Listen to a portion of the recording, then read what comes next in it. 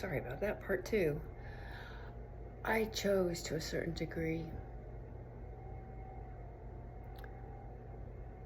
to live humbly, kind of that peace pilgrim, only on a motorcycle. Felt right, felt good, felt in my integrity,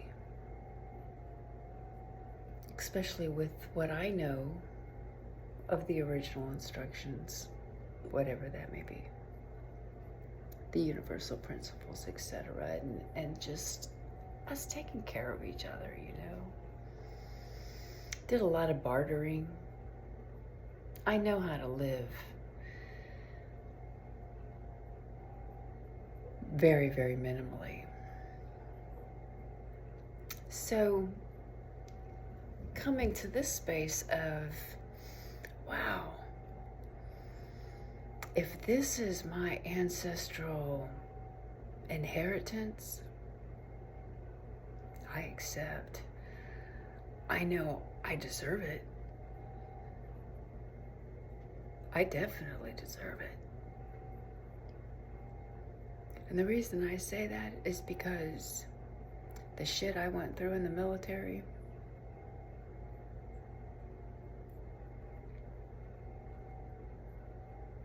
I deserve it. And I'm not going to go into that story right now.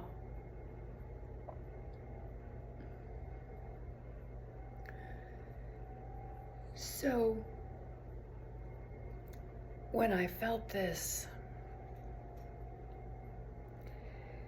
get rid of everything from the previous life. You know how many times I've been through this apartment, been through my stuff? It's not like I own a whole lot, you know? I mean, prior to landing in this apartment, everything I owned was on a motorcycle, except, well, I don't really own the grandmother drum. My staff, which is my new life. Very much so when I put her together, when she was gifted to me. Gifted and making her, well, she was my own. My brother Gaylord was just basically he was holding it because he said he never really connected with it. He just, it stood behind his altar waiting for whoever it belongs to. And so the motorcycle, my iron pony, Raven,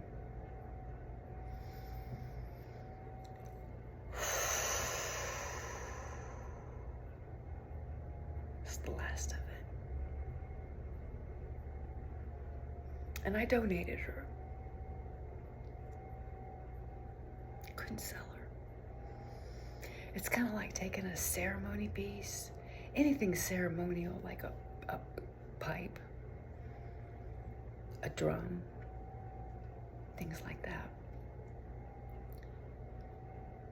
Yes, you can purchase your own.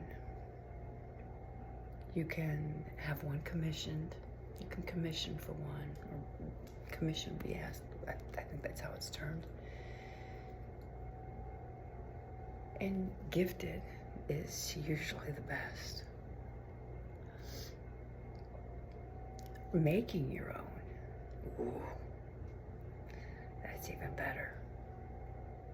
However, ceremony pieces are not to be sold. That can create some interesting voodoo because it's for money. Or it's for energy, if you want to look at it that way. Where we are gifted things from Creator. Even these bodies are a gift of our Creator, our oneness, and they go back. And so it can't be bought and sold.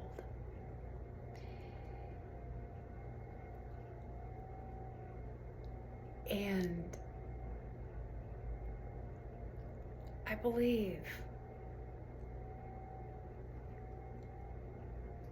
Spirit did for me what I couldn't do for myself at that time. All I could think about was I needed transportation, and I'll get another motorcycle when it's time. But it started to rip my heart out then, and it didn't take place. And I was like, whew, this felt right.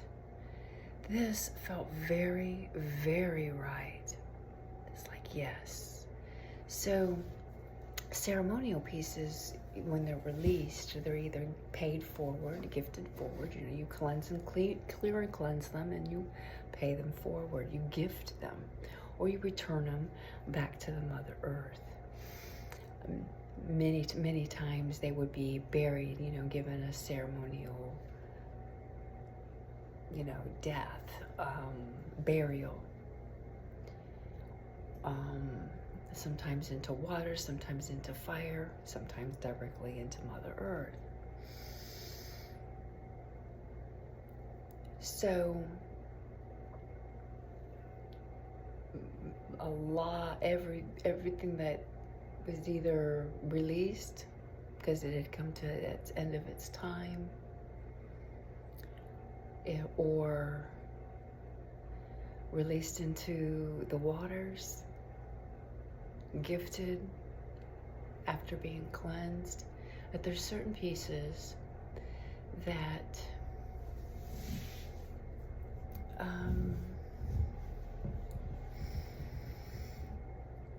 are released and buried because sometimes they are what some people term as portals, and that portal can be reopened.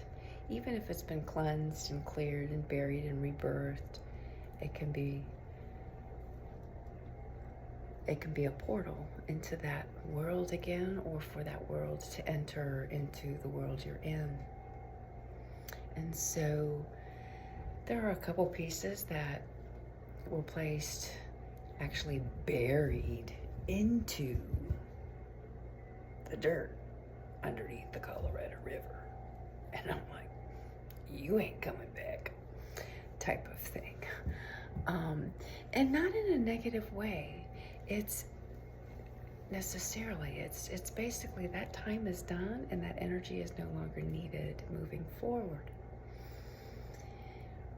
And with that is the healing that takes in. When that energy really has happened, like you have really come to that place of forgiveness, true, real forgiveness, which is 70 times 7, it's over and over and over again. It's released naturally, just kind of, well, let me tell you about Raven. So I go to gift Raven, and it was during one of the portals, and I knew, I was like, I'm walking down there, and I'm gifting this. It just feels right, and it did. It felt very, very good. Of course, the ceremony and all of that couldn't happen right then because they needed to find somebody. But I left the title there very symbolically. So here we are within this Lionsgate portal where we've got 5 planets in retrograde. We've got some things going on cosmically that, I mean, you just can't make this shit up, right? It's in the stars, it's in the planets, it's in the energies. It's what is meant to be. So you can either resist it or surrender to it. Well, I choose to surrender because it does make life a hell of a lot easier, in my humble opinion. It makes it sweeter, even during the tough times. So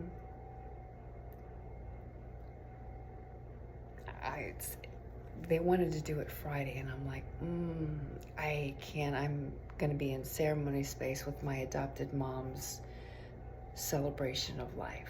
So it was today. And I felt myself going, you know, because a motorcycle has been my home since 2011. And I have had a motorcycle, except for the 9, well, you might as well say the 14 years I was married, all the way since I was 5 years old. A dirt bike or a motorcycle, something along those lines, all the way through. And so, and then it was literally my home. I mean, all these years. So it was kind of a big deal for me. And yet there's this excitement of moving forward and going, okay, I've cleared all that space and I'm ready for what you got for me, Spirit. I'm ready for that eagle ride. I'm ready for whatever. Well, it's going to take a little while, but I feel ready and I feel exhilarated, and yes. However, I have grounded myself for an e-bike that goes 20 miles an hour, top speed. Whee! You know, and it's different, but I'm telling you, it's working right now, interestingly enough. But this kid, okay, I was praying for a chick. Gotta admit it, I was praying for a chick. Because I thought, oh, yeah, and then me and this chick, you know, we can ride together, and I can, you know, maybe she's native or wants to support the natives, and maybe she'll want to be a red spirit sister, or nothing else. At least we can go riding together when I get my new pony, and because I hadn't seen any women riders around here, and so, well, that was my ego, I admit it, but this kid, oh my gosh. Now I gotta tell you, if I was little, I'd be like, he's a young one. Beautiful, beautiful soul. Oh, I could have hugged him 10 times over. He just had a beautiful, beautiful presence around him. Yes, he's got some PTSD. Yes, he's seen some action, and that is the reason why when it came to his second term, he's like, no, I'm done. This is not how we're supposed to be living. This ain't right. And so, and he's a mechanic. I mean, he just, no time he had the battery in, the cover on, checking it out. He could be telling me about this, telling me about that. Of course, I'm giving him little eccentricities about Raven, and he's like, that's her name? And I says, yeah. And I says, well, she might give you a different name, but she was Raven for me. And he goes, Raven, I like that. But he couldn't get back and forth to work, and he was struggling with work and jobs, and he finally got a job, but he doesn't have any transportation, and so it was just so perfect. Well, here's the kicker. So metaphysically,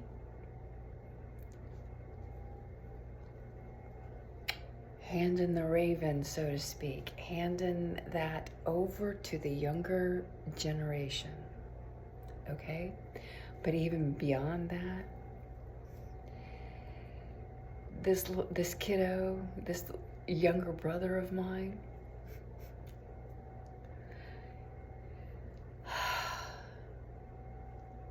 from Ohio, grew up in a sister town right there in Dayton. We both were like, are you kidding me? Really? He's like, I can't believe it.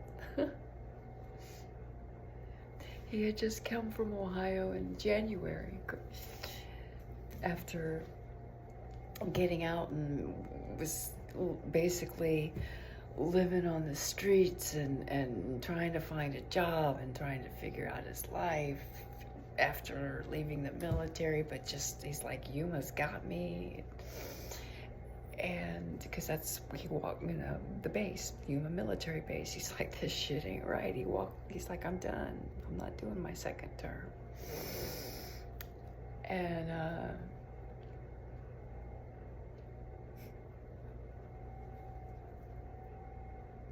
So for me,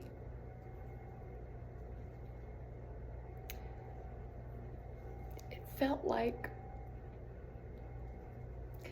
this sending that energy back to Ohio, where it came from, like a full circle, and handing it over to the younger generation. And one of the last things I had said was, we're handing the world over to you, and I'm so glad that there's such good, take care, wear your helmet, ride safe.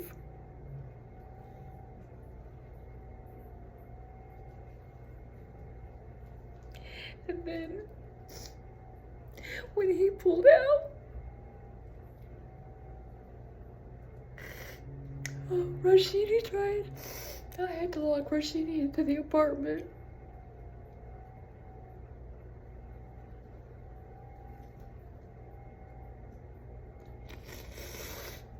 As he was pulling out and everything.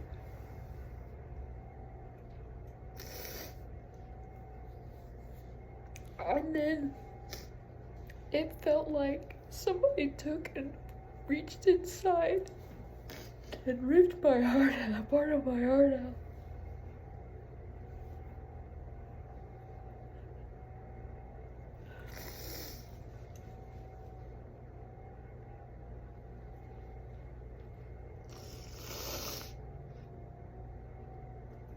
And all I can say is, thank God for family, real family.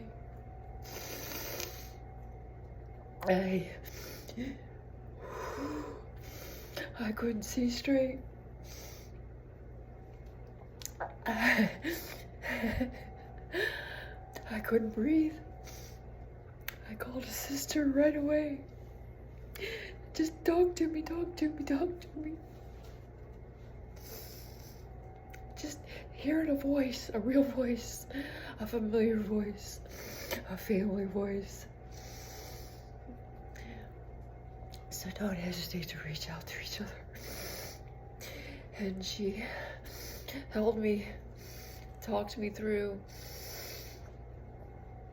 reminded me to breathe.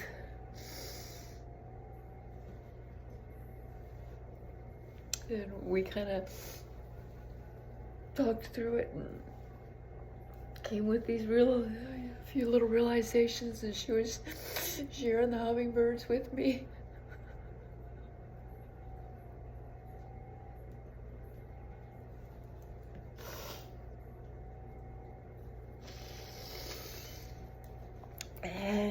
And then it was like moment by moment, breathe, step, breathe, step, breathe, step, breathe, step, and laid down. And I tried so hard to find a little Oriental gal that does this beautiful Reiki so she could put me back together again, but Spirit was like, no, you're listening to the Lionsgate 88. I'm like, okay.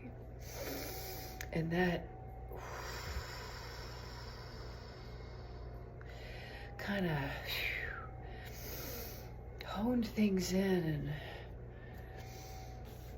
brought me to not that I'm not in the here and now, but in the here and now, I wherever the here and now is. Part of me has no clue. Anyway, and then I was like, oh, wow. It's like, I have no words for the feeling now.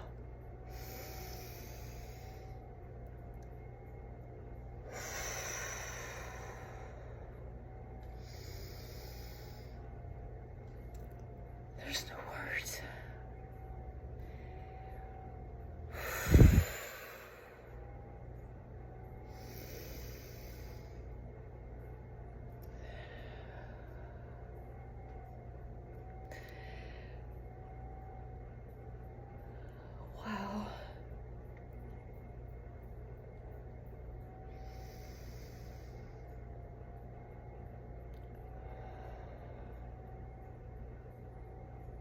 Hey, oh, they, la, yo. Hey, way, oh, they, my Lord. Hey, oh, they, la, lo. Hey, oh, they, la, lo. Oh, yeah.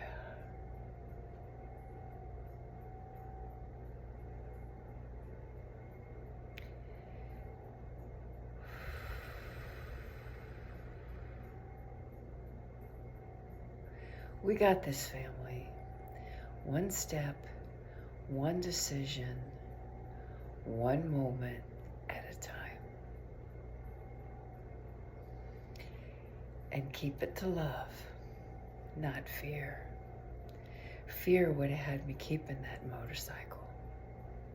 Fear would have had me hanging on to what was.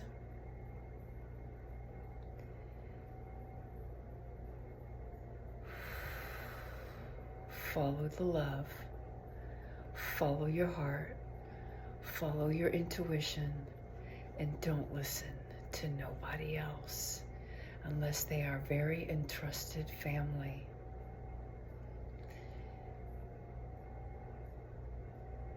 And well, pretty soon, we're all going to remember we're family.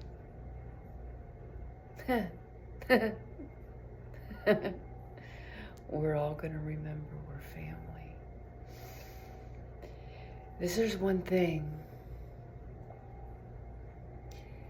that me and a fellow grandmother were sharing earlier.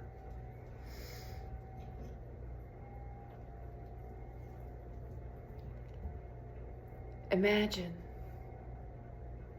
living in a village, a small village, well, maybe a medium-sized village, I don't know, but you're living in a village. It's sub-0 degrees. You step out, and that's without the wind chill factor. You step outside. You can't stay out there for very long.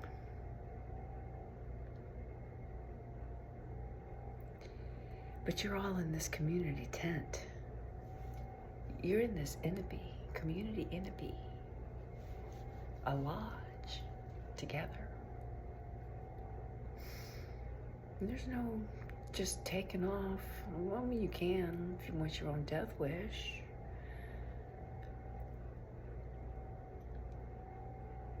Did things always work out between the natives? No, they had arguments, they had disagreements. How did they work them out? Talking circles. True, real talking circles. Now, they had a lot of different kind of talking circles, but in the talking circles, everybody's voice was heard. Now, if it couldn't get worked out, it's continuing to be an issue, then, you know, you usually either the mamaji, you know, the top woman, grandma, ma, or maybe or maybe not the chief, or the council, or the medicine man, or the peacemaker, whomever, would work with the two of them to work it out. And if it couldn't get worked out, usually it was taken outside the tent, outside the inabee. So not to disturb the peace of everyone else and what was going on or everything, but they would take it outside. And let me tell you, a grandma, a mama chief, a papa chief, whatever you know, medicine man, they're not going to want to stand outside for very long. It's to the point, here it is, let's work it out, you're done. Quickly resolved. Now, I've heard this from numerous natives, including my adopted dad who lived in First Nations up there. And this grandma sister of mine, you know, she's been there. So, yeah, it's not like you can just exclude everybody. It's a matter of survival. Well, heads up. Isn't that an interesting saying? You say heads up when you really mean duck. Anyway, so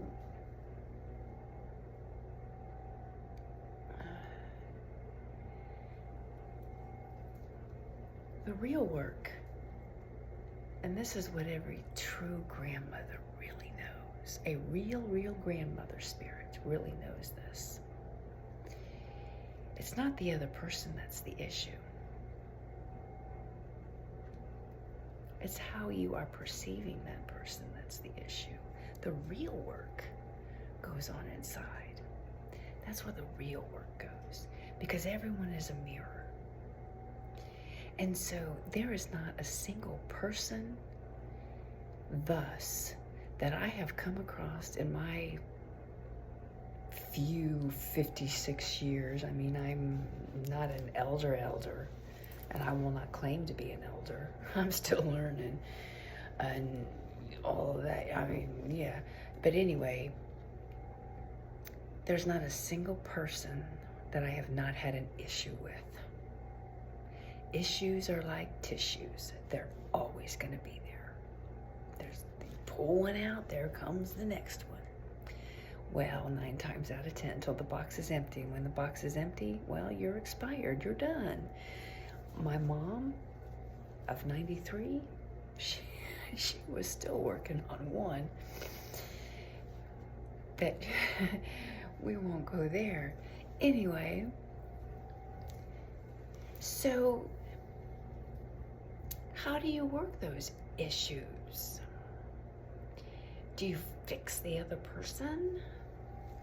No, you can't fix the other person. The only person you can fix is yourself. And the issue is a mirror for something that's going on inside of you. I am no stranger to that one, and sometimes I can drive myself bonkers over it.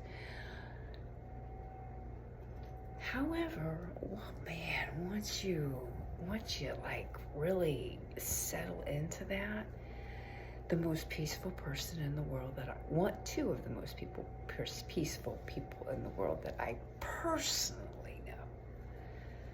And there's always like the Dalai Lama, and you can make a list.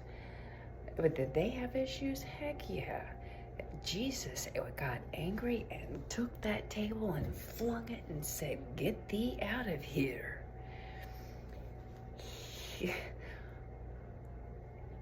It's a sacred emotion. But that anger is either this is something for you. It is something for you. You can either use the anger and make it destructive, or you can use the anger and be creative and make something out of it that will be useful. It's kind of like, I don't know, a lot of different things. Anyway, what I'm sharing here, what I am getting to, and I'm talking to myself. So this is not a sermon or whatever you want to call it. This is my journal entry. I am talking myself through stuff. So, yeah. So there's these mirrors. And with that,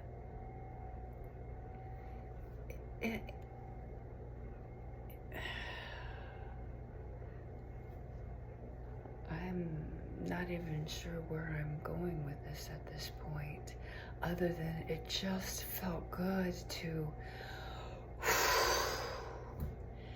share my feelings and not try to suppress them, because I have a feeling that that's a little bit of where I was trying to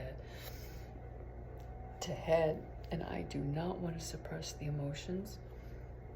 I want to feel them. of getting that space. I want to feel them and let them move through me.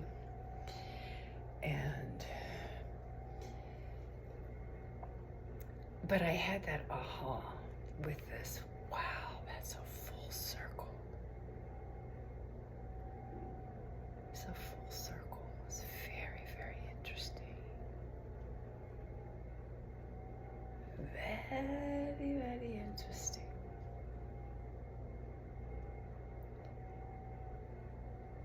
Well, there might be one more piece. It's not that Rashini's not mine, but the last time he went to the vet, he was taken to the vet's office to get all of his vaccines, and it was gifted, so it was in someone else's name. And so Rashini has his vet appointment. I think it's on Thursday morning. And get all of that. So everything, I keep going through and through and through and through. And there's times where I'll lay down in meditation and I'll hear that message. It's another piece of old energy. And I'm like, where? What? Show it to me. And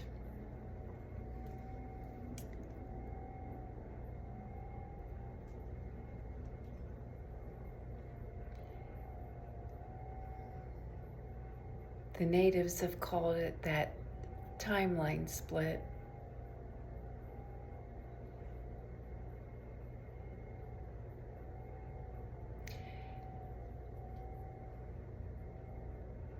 Anyway. Ooh. Well, thank you. I'm thanking myself. Thank you. I believe I have a hunger pang. I'm gonna go with it. Loving y'all.